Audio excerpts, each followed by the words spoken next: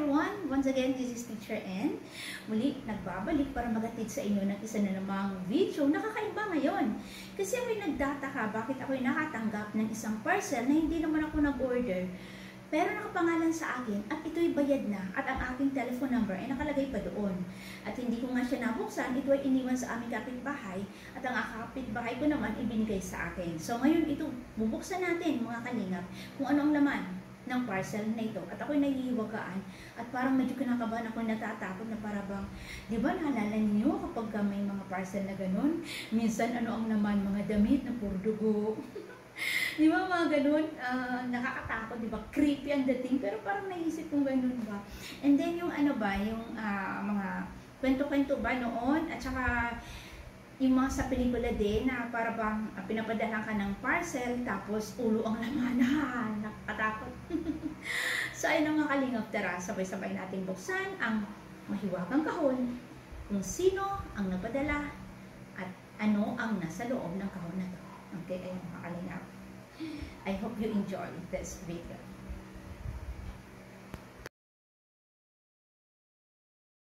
Everyone, magandang umaga. Unboxing tayo. Ako'y curious kung ano kaya to. Hindi ako nag-order. May dumating na ayan, parcel. Hindi ko alam kung kanino galing, walang pangalan. Pero may pangalan para sa akin. At syempre, ang address ay dito sa aming bahay. At nung pumatok yung nagdi-deliver, ako ay kasalukuyan, naliligo. So hindi ko siya nabuksan. So, ang ginawa ay iniwan na lang dyan sa aming kapitbahay at tinanong ng kapitbahay namin kung bayad na daw ba. Ang sabi daw ay bayad na. Actually, hindi ako nag-order ng bayad na. Ako ay palaging cash on delivery. So, ako nagtataka, sino kaya ang nagbigay sa akin ito? Wala namang sender, wala namang walang address kahit ano. Pero para sa akin talaga. So, curious ako, saan galing? Kanino galing at bakit ako pinadalhan at syempre ako nagtataka ano laman ito. So ayan hindi pa siya nabuksan, nakasil pa yan. Ako'y bibidyo ko para syempre kahit paano meron akong ebidensya kung ano to at ako'y natatakot. Sa akin nakapangalan Ayan, ito ay isang proof na talagang ako'y pinadalhan ng parcel. And I don't know kung saan ko galing. Ayan, simulan na natin buksan mga kalingap. Excited na ba kayo? Ako excited na din. Excited na din ako. Makita ko anong laman ito. Kasi, grabe I never expect na may darating na parcel. At dineliver po to gabi na, alas I think 8 kasi naliligo na ako Siyempre kapag ikaw ay naliligo, kakasabon mo pa lang tapos may biglang kakatok, mabubuksan mo ba? Talagang hindi mo mabubuksan, pero naririnig ko. Ang ginawa ko, pinagalitan ko nga kumbaga parang sinigawan ko din, sabi ko, oy, kasi kinakalampag niya yung gate namin, wala kasi kaming buzzer. Di uso yung buzzer niya, kailangan mo sumigaw, di ba? Walang buzzer ang gate namin. So, ang ginagawa, kinakalampag, ang lakas-lakas, naririnig ko, pero hindi ko talaga siya mabuksan kasi ako naliligo. Buti na lang, kapitbahay namin ay very good. Marunong din magmarites. Ayun, kinuha niya. So, at binigay niya sa akin. Pero ako nagtataka, ito ang laman pala ito. At ako nahihiwagaan sa kahon natin. Wala lang siyang kung saan siya galing. Basta, ayan, nabidyohan ko na. Ano kaya naman ito? At ako yung curious talaga. Curiosity overloaded. Oh my God. Ay, nakabalot pa ng nakabalot ng itim. Ano kaya ito? Di ba nakakatakot kaya yung mga balibalita, balibalita na may pinadala, tapos kaya ang laman ito. Pero hindi ako kinakabahan, wala lang ako nararamdaman, excitement, wala, kaba, wala din. Sama-sama tayo, ha? At least, meron akong karamal na nakakita kung ano ba talaga to.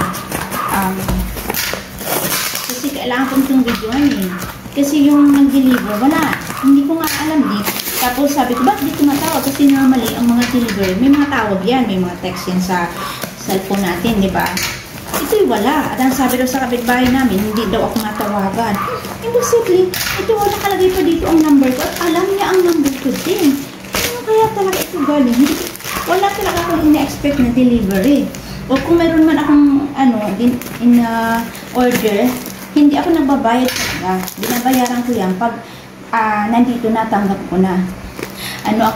COD ako palagi. Hindi ako nagbabayad. Na bayaran ko na, hindi ako ganun. Kaya, ito, ako'y nagtataka. Ito balik, nababalot na itim. Ang daming balot na itim. So, grabe pa ka balot, no? Unboxing tayo para makita natin. Natanggal ko na ito. LBC na box. So, ibig sabihin galing ng LBC. At yun naman, itim naman. Tapos sa itim, may isang unbox. Grabe. Parang naguguda na ako dito. Bakit ganito? Grabe naman ang pakaano nito. Ay! Bag! Wow! Bongga! Sino kaya nagbigay sa akin ito? Dalawang bag! Ang gandang bag! MK! Michael Kors brand! Dalawa! Ang napadala sa akin ito. Grabe, ang ganda, Michael Kors. Wow. Ganda. Ang tanong kanino galing? Grabe, dalawa. As in, dalawa ang binigay na bag. Michael Kors din. Isang white. Ayan, bubuksan natin ha, para makita ninyo. I-documentary ko. Kasi hindi ko alam sino ang nagbigay nito. Binuksan ko kayo nakapangalan sa akin. Kung hindi nakapangalan sa akin, syempre hindi ko bubuksan. Sino ang Michael Kors. Ito din. Michael Kors din. Dalawa. Grabe, bongga. Parang original na parang original mo. Parang tingin ko. Parang hindi naman siguro siya original. Parang kasi nakikita naman natin kung mga imitations kasi yung klase ng Pero ang ganda. Ang grabe. Oh my God. Kung sino man ang nagpadala nito sa akin, maraming salamat. Sana magpakilala ka. At syempre, ako'y nagtataka. At bakit mo ako padadalhan? Parang maganda siyang klase. So, nakikita ninyo? And Michael Kors ang kanyang brand. Magkano kaya ito? Wow! $378. $378 ang kanyang presyo. Grabe naman ba?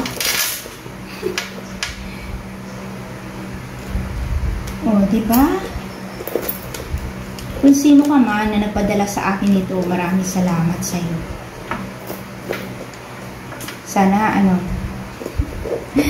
magpakilala ka sa akin para ikay aking mapasalamatan na personal. Bakit nila dalawa pati ang binibigay? Ano yan? Ako'y naghihiwagaan. Bongga. Diba? Ay, bagay. Ay, nako. Sino kaya nagpadala nito? Tapos meron pang isa. So, dalawa ang binigay sa akin. Ano na to ay? This is a blessing. Alam mo, blessing na hindi mo inaasahan. Sa tingin ko parang siya. Original siya. Kasi, yung mga presyo niya, diba? Pero kung hindi man siya original, maybe class A. Pero ang mahal, ha? Nasa 1,000 din. Hindi siya momo. No, hindi siya hundreds, thousand na din ang presyo niya. So, maraming salamat talaga doon sa nabigay sa akin ito. Thank you so much. So, ayan, na-shout out ko na kung sino ang nagpadala nito. So, ayan, meron akong dalawang bag. Ayan. Michael Kors. Aba, ano mas maganda? Parang mas maganda ang brown, mga kalingap. Ano, piliin nyo nga. Ano ba ang maganda? Brown o itong white? Pero parang maganda din ang white. Pero parang bet ko itong brown. Kasi hindi siya domino. At saka ano, di ba? Parang mas maganda siya.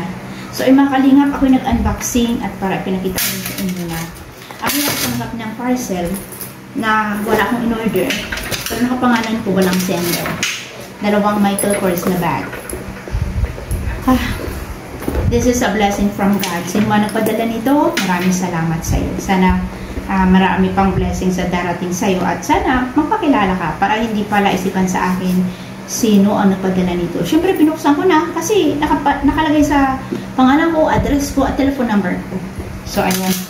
Hanggang dyan na lang makalinap ang aking unboxing. Maraming salamat sa lahat.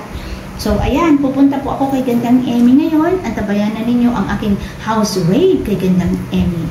Bye! See you later!